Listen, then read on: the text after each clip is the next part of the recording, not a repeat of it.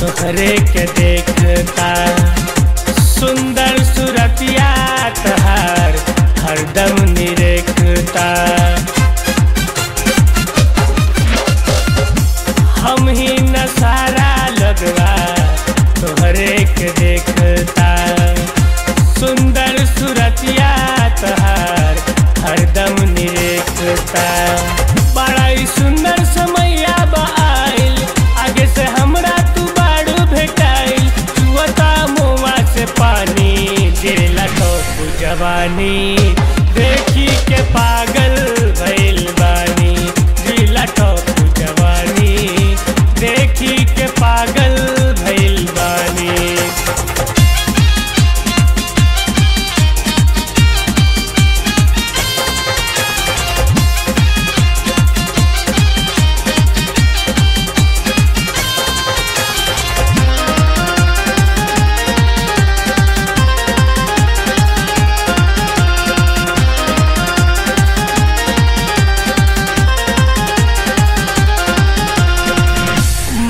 सुजीत के जिंदगी में आजा तहरा ल खुलल बा दिल के दरवाजा। महस सुजीत के जिंदगी में आजा तहरा ल खुलल बा दिल के दरवाजा।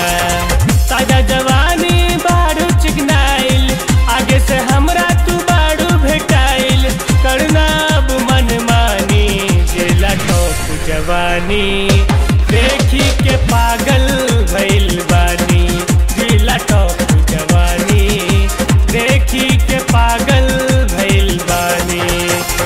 गेंदा के फूल खाने बाड़ू फुलाइल आगे से हमरा तू बाड़ू भेटाइल गजबे रूप मस्तानी दिला ठोक जवानी देखी के पागल भइल बानी दिला ठोक जवानी देखी के पागल भइल बानी।